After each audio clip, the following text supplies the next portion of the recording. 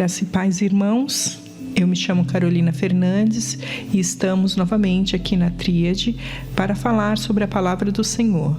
A nossa missão é levar o Evangelho para os 4 cantos da terra. E te convocamos também para se juntar a nós nesta missão de evangelizar a todos que precisam. Amém? Vamos ler hoje e fazer uma reflexão sobre uma palavra que se encontra no Velho Testamento, no livro de 2 Reis 5, do 20 ao 27. E a palavra que nos remete é o temor ao Senhor. E como este personagem da Bíblia não teve este temor e ele sucumbiu ao pecado. Vamos ler? Geazi, servo de Eliseu, o homem de Deus, pensou: meu senhor foi bom demais para Naamã, aquele arameu, não aceitando o que lhe ofereceu. Juro pelo nome do Senhor que correrei atrás dele para ver se ganho alguma coisa. Então Geazi correu para alcançar Naamã, que, vendo se aproximar, desceu da carruagem para encontrá-lo e perguntou: está tudo bem? E Geazi respondeu: sim, está tudo bem. Mas o meu servo enviou-me para dizer que 2 jovens discípulos dos profetas acabaram de chegar, vindo dos montes de Efraim. Por favor, dê-lhes 35 quilos de prata e 2 mudas de roupas finas. Claro, respondeu Naamã, leve 70 quilos. Ele insistiu com Geazi para que aceitasse e colocou os 70 quilos de prata em 2 sacolas, com as 2 mudas de roupa, entregando tudo a 2 de seus servos, os quais foram à frente de Geazi, levando as sacolas. Quando Geazi chegou à colina onde morava, pegou as sacolas dos servos e guardou-as em casa, mandando os homens de volta, e eles partiram. Então entrou e apresentou ao seu senhor Eliseu, e este lhe perguntou: onde você esteve, Geazi? Geazi respondeu: teu servo não foi a lugar nenhum. Mas Eliseu lhe disse: você acha que eu não estava com você em espírito quando o homem desceu da carruagem para encontrar-se com você? E este não era o momento de aceitar prata, nem roupas, nem cobiçar olivais, vinhas, ovelhas, bois, servos e servas. Por isso a lepra de Naamã atingirá você e os seus descendentes para sempre. E então Geazi saiu da presença de Eliseu, já leproso, parecido com a neve. Amém? Essa palavra nos fala fortemente sobre as nossas escolhas e o pecado. Naamã, ele era um guerreiro sírio, tinha uma alta patente, e a Bíblia vai dizer que ele era conhecido como homem respeitado e honrado. Era um homem rico, tinha posses, era conhecido pela sua liderança, tinha uma posição de destaque. E foi acometido pela lepra. Sabemos que antigamente a lepra segregava as pessoas, pois as pessoas ficavam com odor, ficavam com muitas feridas pelo corpo e até pela vergonha, elas terminavam se escondendo dentro de casa, e as pessoas também tinham muito medo de pegar essa doença. Então elas ficavam escondidas, ficavam marginalizadas. E como que um homem com tantas virtudes que Naamã tinha, ele poderia viver assim, escondido, à margem da sociedade? Isso não podia acontecer. Então Naamã ficou neste conflito com a doença, com a tristeza, mas uma serva que Naamã tinha, uma menina israelita, ela falou para a mulher de Naamã que se ele procurasse o profeta em Samaria, certamente ele seria curado. E é interessante que ela usa certamente, ela profere palavras de bênçãos à vida de Naamã. Ela não falou que, se for lá, talvez o profeta cure. Não, era certamente ele curará. Então Naamã teve coragem e foi procurar a sua cura. Ele se precaveu com dinheiro, na época era ouro e prata e roupas finas. A Bíblia vai dizer que era 350 quilos de prata, 72 quilos de ouro e 10 mudas de roupas finas. E assim ele foi e chegou lá na casa do profeta Eliseu. Chegando na casa, o profeta Eliseu não o atendeu. Ele pediu para um servo dar as orientações a Naamã. E o servo chegou a Naamã e falou: olha, o meu mestre pediu que o senhor fosse ao Rio Jordão e se banhasse 7 vezes e será sarado. E Naamã ficou impactado, porque ele era um homem de destaque, era um homem que muitas pessoas se curvavam diante dele pela posição social. E como que o profeta não foi falar com ele? E ele, com esse sentimento, foi para casa, e os servos que ali estavam cortejando Naamã, levando Naamã para sua casa, no retorno falaram a ele: mas mestre, veja bem, o senhor está doente, já está aqui, o que custa fazer o que o profeta falou? E outra, o que o profeta pediu não é nada demais, é só ir ali no rio e se banhar 7 vezes. Mas aquele espírito de soberba que ainda estava em Naamã, ele falou assim: mas tem tantos rios, tem que ser justamente no Jordão. E os servos de Naamã trouxeram ele novamente para a realidade: meu rei, você está doente, que custa? Vamos tentar.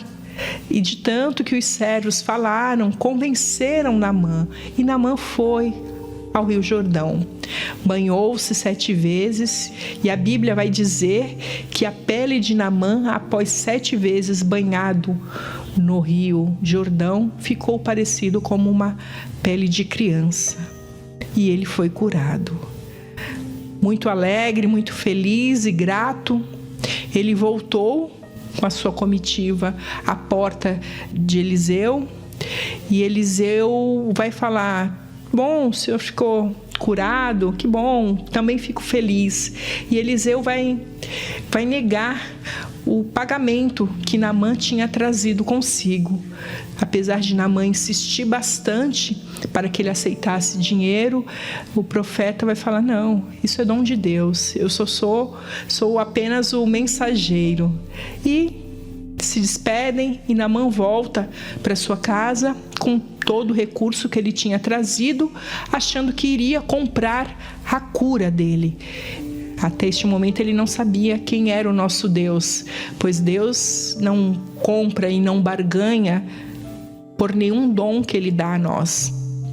E neste momento que Naamã vai embora, Geazi, que está ali vendo tudo, ficou indignado.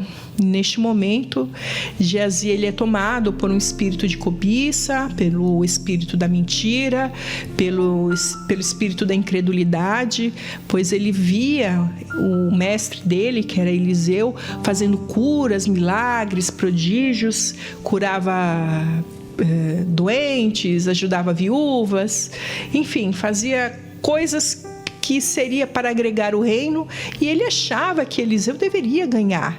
Ele achava que Eliseu deveria tirar algum proveito financeiro sobre isso. Mas Eliseu não era assim. E isso, de alguma maneira, suscitou dentro de Geazi um sentimento de cobiça. E Geazi correu atrás da comitiva de Naamã, e ali ele fala uma mentira. Ele fala que o mestre dele tinha enviado ele para pedir dinheiro, até para ajudar uns discípulos de uns profetas que estavam vindo de uma caravana dos montes de Efraim. E Naamã, que estava com aquele dinheiro, terminou dando alguma quantidade lá para Geazi. Geazi escondeu esse dinheiro dentro da casa e foi se apresentar na presença do mestre dele, que era Eliseu. Só que quando Geazi fez tudo isso de errado, o Espírito do Senhor avisou Eliseu. E Eliseu vai falar e vai questionar aonde Geazi estava. E Geazi mente novamente: eu não fui a lugar nenhum. E quando Eliseu fala: bom, o Espírito do Senhor me falou que você foi atrás e pediu dinheiro.